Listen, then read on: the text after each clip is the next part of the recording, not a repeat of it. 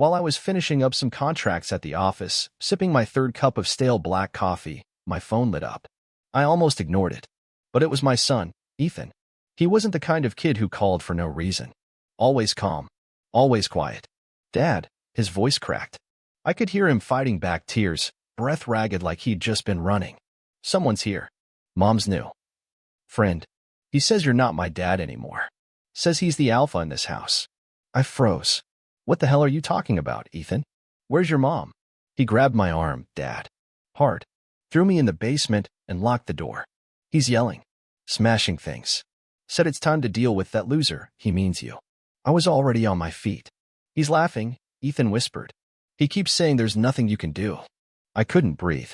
My chest clenched like a vice. My hands trembled as I whispered, "Call an ambulance. Now. That boyfriend won't bother you ever again." I grabbed my keys, stormed out of the office without a word to my assistant, and peeled out of the parking lot. That 20-minute drive home felt like war. My eyes darted between the road and the speedometer. 90, 100. My hands gripped the wheel so tight, I could feel my nails digging into my skin. How long? How long had this been going on? Ashley, my wife, had been working late more often than usual. That alone wasn't suspicious. But then came the perfume. Strong. New. And not for me. Then the locked phone. The turned-over screen. The whispered calls in the laundry room. But never, not once, did I imagine she'd bring someone into our house. Not our home. Not with our son there. And certainly not someone who'd lay a finger on Ethan. I turned onto our street, tires screeching, rage rising like fire in my veins. The garage door was wide open. A trail of broken wine bottles led from the kitchen to the living room. Glass crunched under my boots. He was there. A tall, smug bastard with a buzz cut and tribal tattoos creeping up his neck like a disease. Shirtless. Drunk. Laughing into his phone. "You'll never guess what I just did to her loser husband's house," he slurred into the speaker. "Kids crying like AB*TCH downstairs." I didn't say a word. I didn't ask for explanations. I launched across the room like a bullet. One punch landed straight in his jaw. The second in his gut. He doubled over, gasping. But I didn't stop. Couldn't. He locked my son in the damn basement. He crossed the line. We knocked over the coffee table. Smashed through the TV stand. I slammed him against the wall, my fist cocked again when Ashley's voice cut through the chaos. "Jason." "Stop." She stood in the doorway, holding a suitcase. Her heels clicked on the hardwood as she walked in like she was returning from a spa retreat, not a war zone. Her eyes didn't go to Ethan. Didn't go to the broken furniture. Just to him. "Troy, baby, are you okay?" Troy. That's what she called him. Not, "What the hell are you doing to my husband?" Not, "Why is my son locked in the F***king basement?" Just, "Troy, baby." I stepped back, disbelief painting every inch of my face. "You let this piece of garbage put his hands on our son? In my house?" She didn't flinch. Didn't apologize. Didn't even lie well. She smiled. Cold. Sharp. Cruel. "Maybe if you were more of a man, Jason, you'd still have a family." I stared at her. This wasn't the woman I married. This wasn't the girl I met under fairy lights in college, who said she wanted a quiet life, a happy home, a boy just like Ethan. This was a stranger. And she wasn't just lying. She was enjoying it. "You think you can waltz back in here and play hero?" She sneered. "You left us alone too much. You buried yourself in work. You stopped being fun. I found someone who makes me feel again." "You mean someone who gets drunk and locks a 12-year-old in a basement?" I shot back. Her lips curled into a smug smile. "At least he's not boring." The room spun. I walked past her without a word. Found the basement key. Unlocked the door. Ethan rushed up the stairs and straight into my arms, shaking, his face blotchy from crying. "Dad," he whispered, "he said you weren't coming." I looked over at Troy, now groaning on the floor, and then back at Ashley. Her arms were crossed. Her eyes rolled. Like we were the problem. Like she was the victim. But in that moment, something inside me cracked, and something else began to burn. This wasn't just betrayal. This was war. The police arrived 20 minutes later. Not because I called them, Ethan did. Smart kid. Always was. But even in all his fear, he remembered what I'd taught him. Don't wait for the storm to pass. Act. 2 officers came in. One took statements. The other tried to figure out why there were wine stains on the ceiling and a flat-screen TV in 3 separate pieces. Ashley sat on the couch like she was waiting for a manicure. Legs crossed. Filing her nails. Troy was on the floor, holding an ice pack to his face, shooting death glares at me like he was the one who got betrayed. When the officer asked what happened, Ashley was fast. Too fast. He broke in, she said, pointing at me with that perfect pink fingernail. We're separated. Jason doesn't live here anymore. The words didn't hit me like a punch, they sliced. Clean. Cold. Like a scalpel to the chest. Separated? I said, voice low. You kicked me out for a retreat with your sister 2 weeks ago. I've been sleeping on my brother's couch waiting for you to talk to me. She didn't blink. Didn't care. Looks like I moved on. The cop glanced between us. Ma'am, your son made the call. Not you. Is that correct? Ashley's jaw tightened. That boy is his. He's just trying to stir drama. My name's Ethan, my son said quietly from the hallway. He locked me in the basement. I called because I was scared. And because Mom didn't do anything. The second cop nodded. We need to take a statement from the boy. Ashley laughed. Laughed. Oh, please. He's just being dramatic. He's 12. He watches too many superhero movies. Troy grunted something under his breath about loser genes and beta parenting. I didn't even look at him. If I did, I'd break his jaw the rest of the way. After 20 minutes of back and forth, they didn't arrest anyone. Just wrote it down as domestic conflict. Said it would be reviewed. They left us with a warning. But something inside me had already shifted. This wasn't about saving a marriage. This was about saving my son. When they were gone, I walked to the kitchen, grabbed a trash bag, and started gathering my things. Ashley leaned against the doorway, arms folded like a queen surveying her ruined kingdom. So that's it, she said. You're giving up? I turned slowly. You brought a man into our house. Let him lay hands on our child. And you let him mock me like he owns this place. What the hell did you expect? She rolled her eyes. I expected you to fight for me. I barked out a laugh, bitter and raw. You locked our son in the basement. You fought for nothing. You just lied. Over and over. About working late. About needing space. About that spa trip. It wasn't a spa, was it? She gave me that look. The one I used to mistake for seduction. Now I saw it for what it was, manipulation. It was Cabo. With Troy. And yes, I told him all about you. How dull you are. How predictable. Funny, I said, stuffing the last of my things into the bag. You used to say that's what you loved about me. People change, she shrugged. Some of us grow. Others cling to their little office jobs and boring lives. I walked past her, stopped at the door, and turned back. I hope he was worth it. She smiled. That same cold, cruel smile. He is. I opened the door. Ethan stood there, backpack ready. You coming with me? I asked. He didn't hesitate. Didn't look at her. Always. We walked out into the night, broken, shaken, but together. And in my gut, I knew this wasn't the end. This was just the beginning. The next morning, I woke up on my brother Caleb's couch, staring at the cracked ceiling like it owed me answers. Ethan was still asleep in the guest room, curled up under a blanket too thin for warmth. I pulled it tighter around him and walked into the kitchen, where Caleb was pouring coffee and pretending he hadn't heard me crying in the bathroom at 3 a.m. Rough night? He asked, sliding a mug my way. I didn't answer. Just took the coffee, nodded. We both knew there weren't words for what happened. Not yet. You gonna go back for the rest of your stuff? He asked carefully. I don't want a single thing from that house, I muttered. Not after what happened. Not after what she did. He hesitated. You sure about that? I looked up. Why wouldn't I be? Caleb scratched the back of his neck. Because Ashley was at your place last night. After you left. What? Yeah. I got a call from the neighbor, Mrs. Paxton. She said she saw her and that Troy guy tossing stuff out the windows. Luggage. Documents. Photos. My stomach sank. She's erasing you, he added. Piece by piece. I was on my feet before he finished the sentence. Every mile back to that house felt like slow torture. I kept flashing back to Ethan's voice on the phone. He says you're not my dad anymore. That house was ours. I painted that damn fence myself. Fixed the garage door with YouTube tutorials and bloody knuckles. Built Ethan's bookshelf with my bare hands. And now she was throwing it all away. With him. When I pulled up, I saw the damage from the street. My wedding suit was on the front lawn, soaking wet from the sprinklers. The framed photo of our honeymoon in Aspen was shattered on the driveway. A box of Ethan's baby clothes, onesies I had fought to keep, was spilling into the gutter. I got out of the car, every step heavy with disbelief, rage twisting in my chest like a coiled wire. Ashley stood on the porch with a glass of wine. It wasn't even noon. You're not supposed to be here, she said, voice flat, like she was reading off a script. I ignored her. Walked past the debris, straight into the house. Inside, it was worse. Troy was lounging on my recliner, wearing my robe. He looked up and grinned.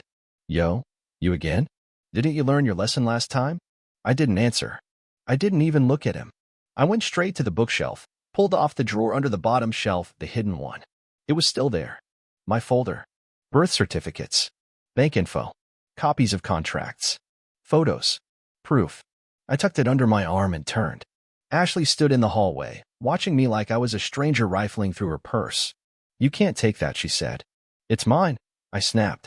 Everything in here is mine. And you know it. She stepped closer. Jason, don't be dramatic. Dramatic? I laughed. You locked our son in a basement and threw my life on the lawn. You brought a stranger into our house and let him claim my family like some kind of prize. He is a prize, she said with a smirk. Unlike you, he doesn't play victim every time things get hard. I clenched my jaw, breathing hard. Troy snorted behind me. Yeah, dude. Grow a pair. I turned, took 2 steps toward him. He flinched. I swear, I said quietly, if you ever come near my son again, I won't call the cops. I'll make sure you don't walk again. Got it? He nodded, face pale. Ashley laughed again. This is who you are now? The big bad daddy. I walked out without answering, folder tied in hand, head high. She could keep the house. But I had the truth. And soon, she learned the price of turning a man into a ghost in his own home. I didn't go back to Caleb's. Instead, I drove Ethan to a diner we used to love back before things got dark.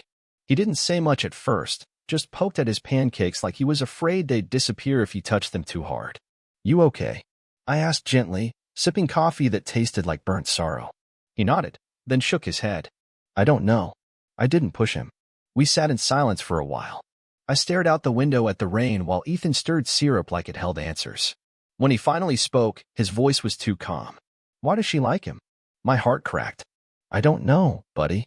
Some people, they get bored. They forget what matters. And they think something new means something better. But he's a jerk. I smiled. Yeah, he is. Ethan looked up. He said you were weak. That you ran away when things got hard. But you didn't. You came. I put my hand over his. I'll always come. No matter what. You hear me? He nodded again. I thought that would be the hardest part of the day. But the real pain was still coming. Later that night, after Ethan went to bed, I opened the folder I grabbed from the house. Not because I wanted to, because I had to. I needed answers. Something to make sense of the hell I'd been living through. Inside were receipts, emails, hotel confirmations. Ashley hadn't just been cheating. She'd been planning. For months.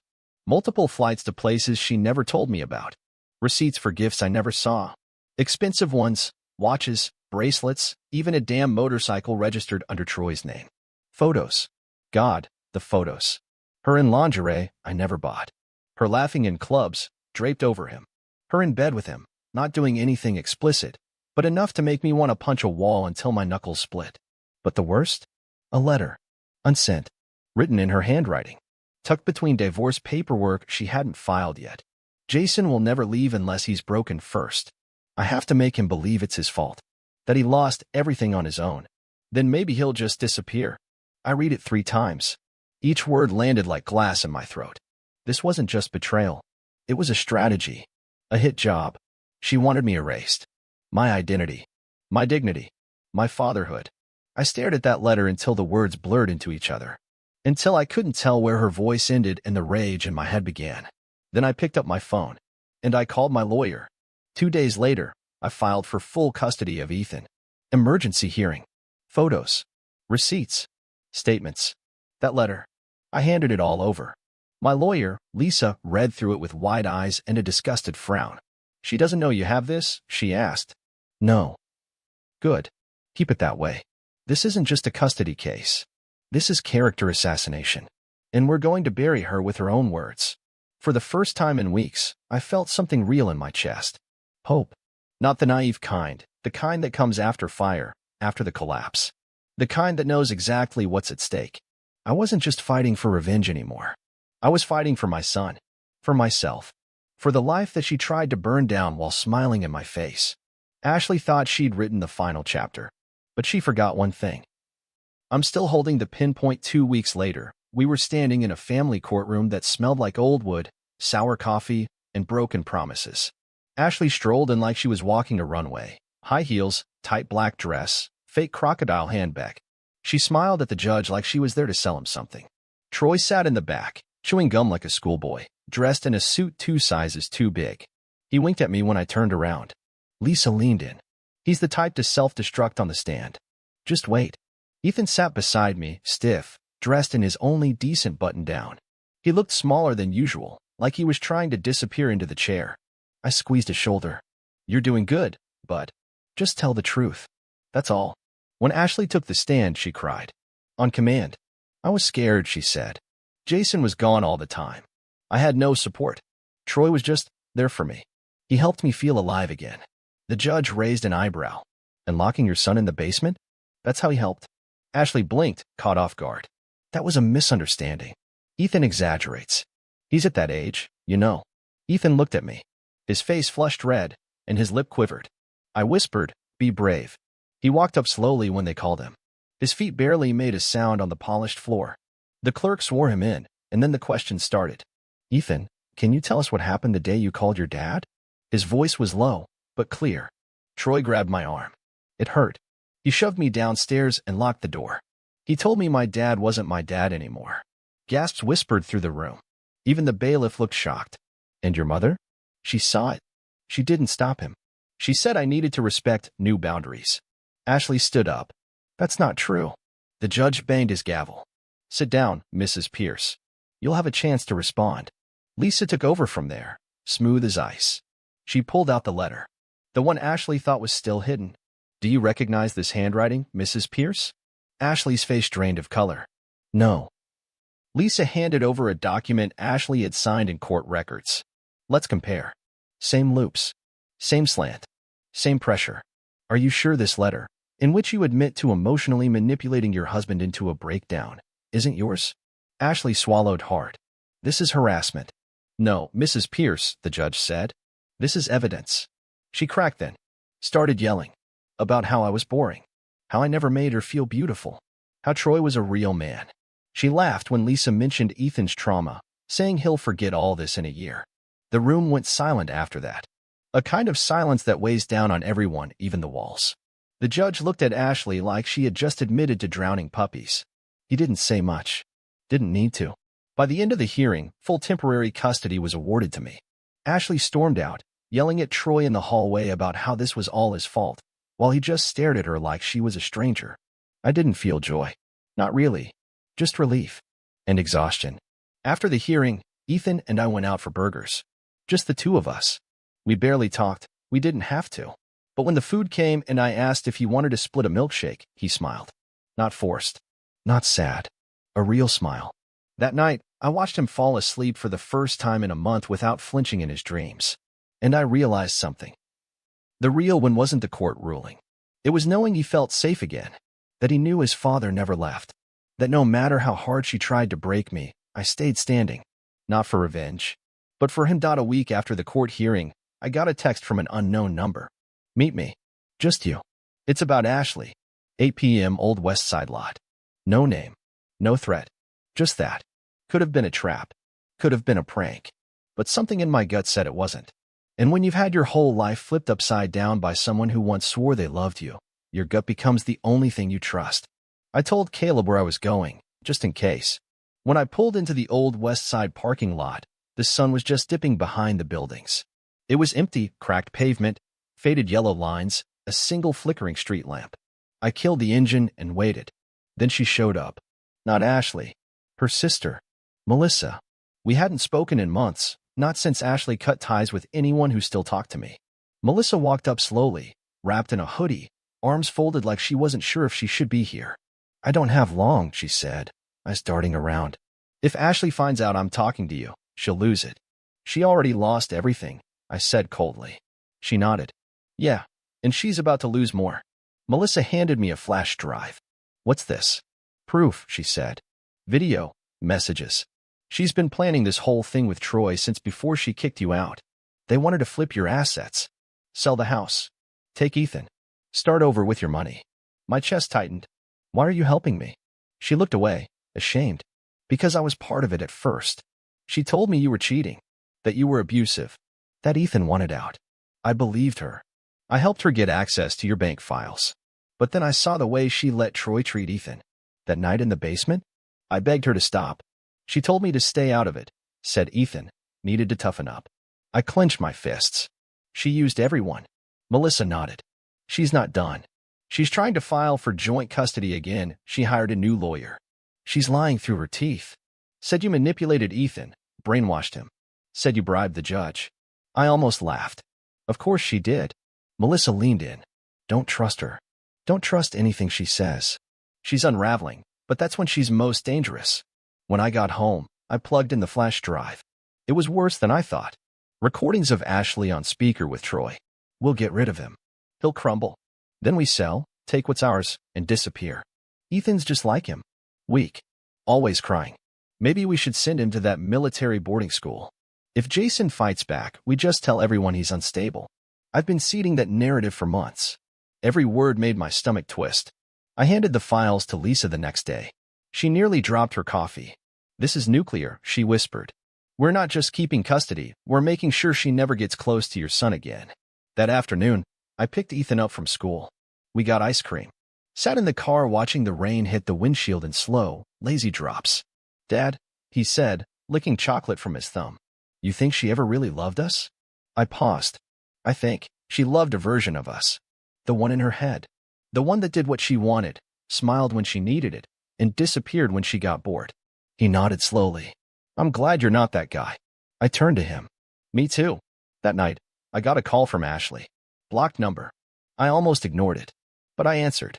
She didn't sound angry this time. She sounded broken. You win, she whispered. I didn't say anything. I hope you're happy now, she added. I took a long breath. I'm not happy. I'm healing. There's a difference. She didn't respond. Just silence. Then the line went dead. And in that silence, I realized something. For the first time in months, she wasn't holding the strings. I was out a few days after Ashley's broken whisper over the phone. I got another call, this time from Lisa. We got a court date, she said. This time, it's permanent custody. And Jason, with what we've got now, she's toast. I didn't cheer. Didn't smile. I just nodded. Winning against Ashley didn't feel like winning anymore. It felt like finally being allowed to breathe after drowning for too long. We walked into the courtroom that Friday morning like soldiers stepping into the last battle of a long, bloody war. Ethan wore his lucky hoodie, the blue one with the frayed cuffs, and held my hand the entire walk down the hallway. He didn't ask questions. He didn't need to. He knew we were walking toward the end of something. Ashley showed up 20 minutes late, dragging her new lawyer behind her, some slick guy in designer glasses who looked more like a cologne commercial than legal counsel. Troy wasn't with her. From what Melissa told me, they'd been fighting nonstop. He moved out. Apparently, he'd found someone younger. Poetic. The judge barely let the proceedings begin before asking if Lisa had anything to present. She did. The flash drive. The emails. The hidden phone calls. The recorded conversations where Ashley flat out said she wanted me broken, how Ethan was an obstacle, and how she planned to start over with the right man this time. It wasn't just a dagger. It was a guillotine. Ashley tried to cry again. She clutched a tissue like it owed her rent and looked up at the judge with those same fake tears. But this time, no one flinched. Not even the court clerk. When the judge handed down the ruling, his voice was like stone. Full legal and physical custody awarded to Jason Pierce. Ms. Pierce is restricted to supervised visitation only, pending a psychological evaluation and further investigation. Ashley's mouth dropped open like she couldn't believe it. Like somehow, this wasn't the story she thought she was writing. When it was over, she followed me into the hallway. Jason, she hissed, mascara streaked down her cheeks. You're ruining my life. I turned to her slowly. Calm. Clear. Done. No, Ashley. You did that. I just finally stopped letting you ruin mine. She stepped back like I'd slapped her. Do you think he'll ever forgive you? She snapped. Do you think Ethan's gonna love you forever just because you saved him? I didn't answer. Because I didn't need to. Ethan walked up a moment later, looked her right in the eye, and said, You don't scare me anymore. Then we walked away. Not rushed. Not dramatic. Just quiet. Free. Later that night, Ethan and I unpacked the last box at Caleb's place. It wasn't much, just a few old photo albums, his gaming console, and a sweater my mom knitted before she passed. We didn't say much, But there was peace in the silence. Like we could finally hear ourselves think. As we sat on the couch, Ethan looked up and said, "Can we start fresh? Like, actually fresh? New place. Just you and me." I nodded. "Yeah, bud. We can." He smiled, not a big one, but enough to light up the space between us. And I realized, it wasn't about burning down the past. It was about choosing not to live in its ashes anymore. Ashley would go on, I'm sure. She'd lie her way into new circles, smile her way into new beds. But that world of hers, the one where I was just a pawn in her little power game, that was gone. Destroyed. By truth. By love. By something stronger than manipulation, clarity. A month later, Ethan and I moved into a small house on the east side of town. It wasn't much, 2 bedrooms, creaky floors, a tiny backyard with half-dead grass and a fence that leaned like it was tired of standing. But it was ours. No lies in the walls. No ghosts in the closet. No perfume on the pillows that didn't belong. I painted his room first. Let him pick the color, neon green. Looked like a tennis ball exploded. But he loved it. Said it made him feel awake. That was all I needed to hear.